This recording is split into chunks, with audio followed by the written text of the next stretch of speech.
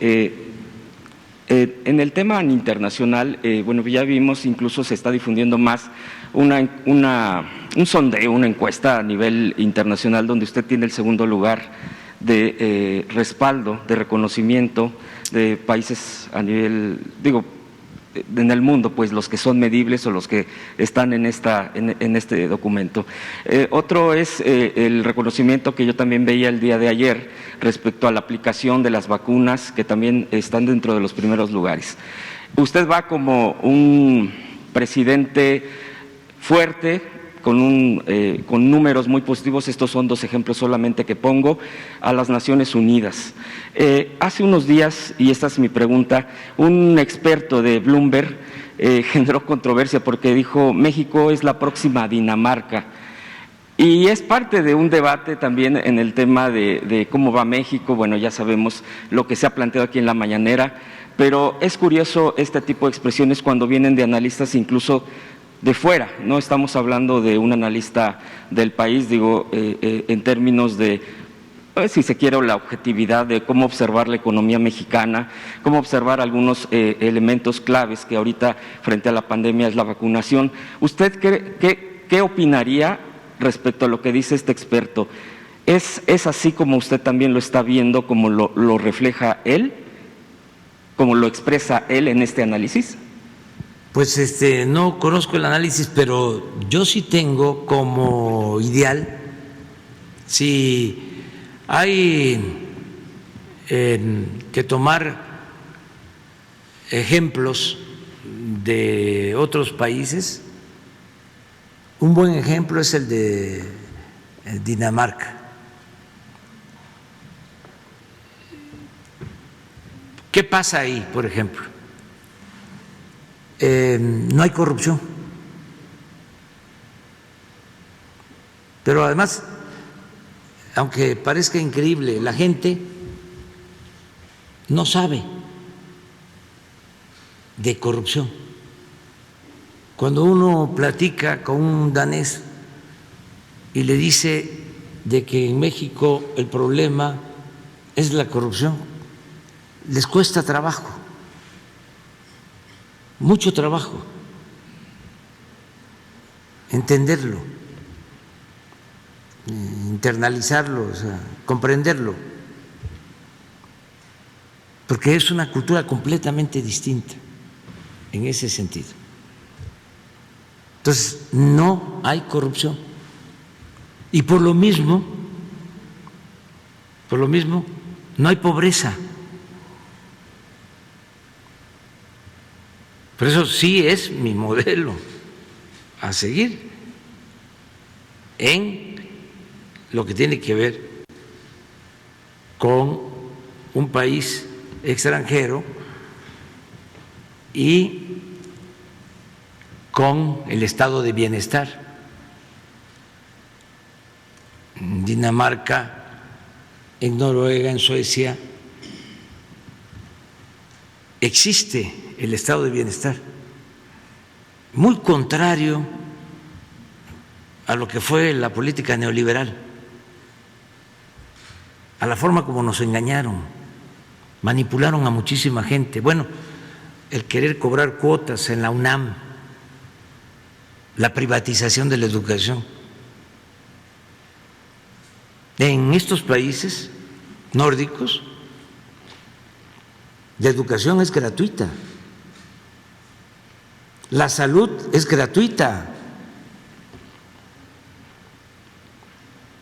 la seguridad social, se llega a una determinada edad y ya se tiene una pensión,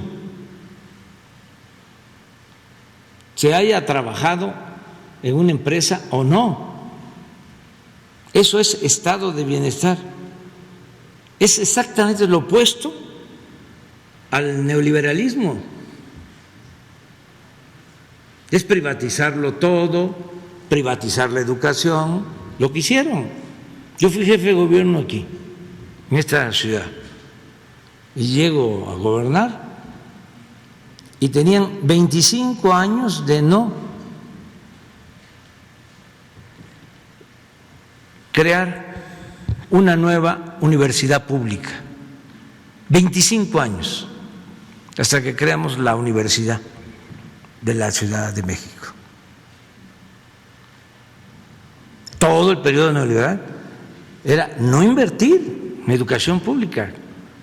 El caso de la medicina, aquí están los médicos. México no tiene los médicos que necesita. Aquí nos los va a informar Hugo o el doctor Alcocer. Tenemos un déficit de médicos porque se rechazaba a los que querían estudiar medicina con la mentira, con el pretexto de que no pasaban el examen de admisión, y empezaron a lavarle el cerebro a muchos sobre la calidad de la enseñanza. Claro que es importante la excelencia educativa, pero eso lo usaron para justificar el que se dejara de invertir en la educación pública y que estudiara el que tuviese para pagar escuelas privadas. Por eso se rechazaban a tantos estudiantes, no solo de medicina, de todas las carreras.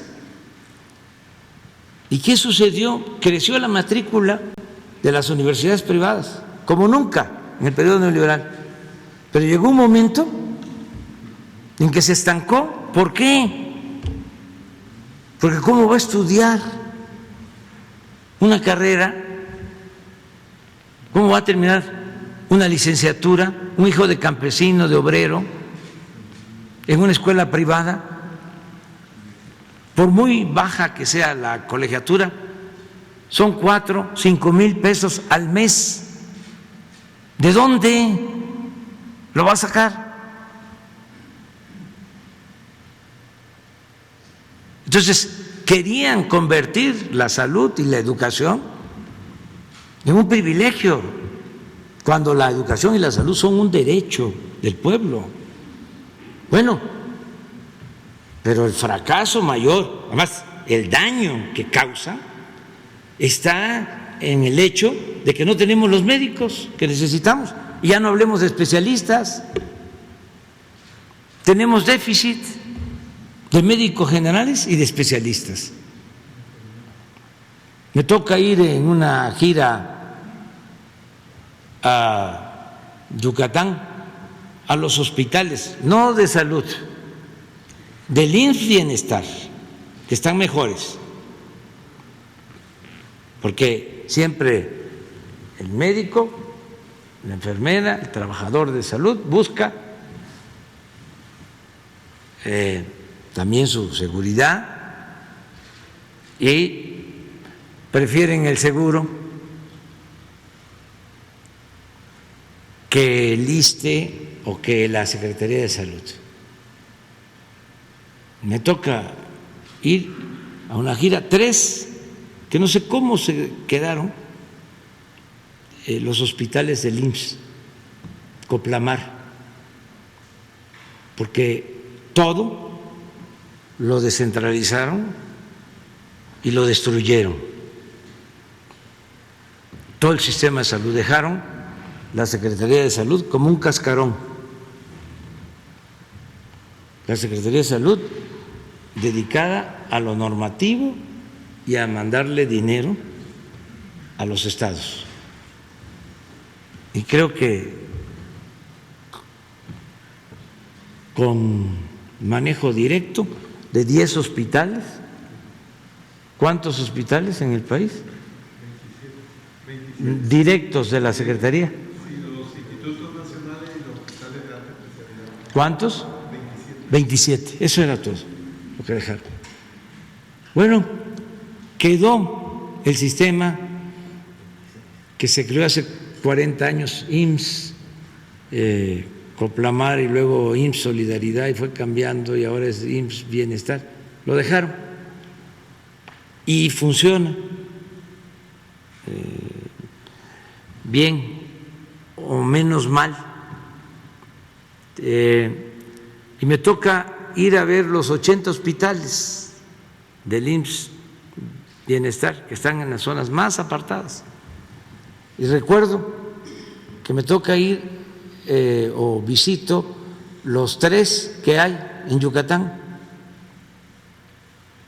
los 3 hospitales, y en los 3 sin pediatra. No hay especialistas. Esos son los saldos. Eso es lo que nos dejó la política neoliberal. Entonces tenemos ahora que formar especialistas.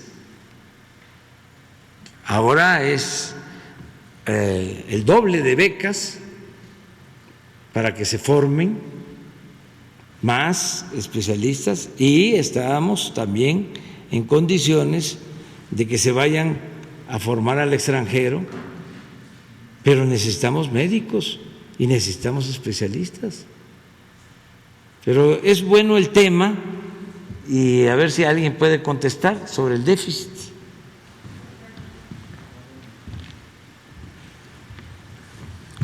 Con mucho gusto, señor presidente. Como ustedes saben, y esto ya tiene 2 años, anunciamos un estudio integral sobre el déficit de profesionales de la salud, médicos generales. En aquel entonces, si sigue vigente esta necesidad, se requería cerca de 140,000 médicos generales para cubrir los lineamientos, las recomendaciones de la Organización Mundial de la Salud. Y en cuanto a los médicos especialistas, que también es un déficit que, como ya señala el señor presidente, fue una herencia progresiva durante muchas décadas y de la cual yo, pues por edad, pues estoy consciente de ello, no se podían formar los especialistas, y rebasaba esto los 30,000 médicos especialistas que se requerían para ese momento, antes de la pandemia. Desde luego, con la pandemia surgieron otras especialidades que también eran abandonadas. Pero el punto también es de las enfermeras. Las enfermeras es todavía un déficit mayor. Este gremio de enfermería requiere de 300,000 personas dedicadas, integradas a esta atención. Entonces se ha tomado la decisión y tenemos cubierto, vamos con este próximo año hacia cubrir la mitad de las necesidades de especialistas en todo el país. Y, por ejemplo, de acuerdo a las modificaciones del ENARM, cuya ficha, o más que ficha, su aceptación durante varias décadas de este programa de búsqueda de especialistas, pues sea sustentado tan solo en cuestiones económicas y en cuestiones de formación de los centros donde se podían formar estos pacientes. Todavía lo tenemos. El primer año se duplicó el número de aceptados por la ENARM. Estamos hablando de 40,000 médicos, y en esta ocasión lo vamos a refrendar junto con lo ya señalado de especialistas en el extranjero, que también tuvieron el año pasado, por cierto, una disminución de esas posibilidades.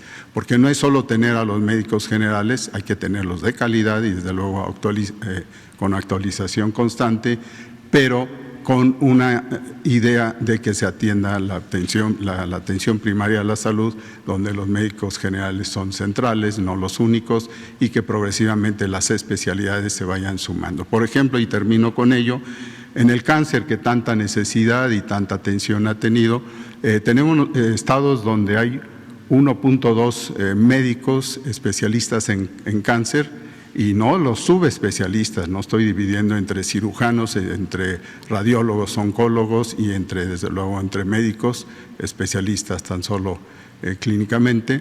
En el caso del cáncer tenemos estados que son de los avanzados del centro del país, con 1.2, 1.5, máximo 2 médicos especialistas de esta área por 100,000 habitantes, y sin embargo tenemos que algunos cuentan en otros países con 5 o 6 por la misma cifra de habitantes. Entonces, tenemos superación en términos muy generales encaminados al cabo de estos 3 años de gobierno, acercándonos al 40-50% de mayor número de médicos, especialistas y menos, pero también de enfermeras. Y el panorama es incrementarlo todavía más, puesto que no solo de hecho no es el problema financiero, no es falta de presupuesto, sino falta de los centros de formación de estos especialistas.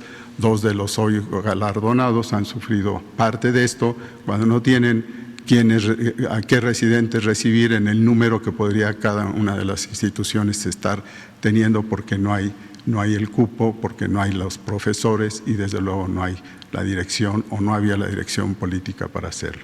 Este es el panorama, aún en rezago, pero estamos conscientes de que con estas estrategias vamos a dejar en los próximos 3 años ya una base sustancial que cubra la mayor parte de las especialidades y, repito, de los trabajadores de la salud, incluyendo desde luego a las enfermeras. Muchas gracias.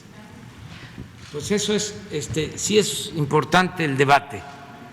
Nada más tranquilos, serenos. Rapidísimo.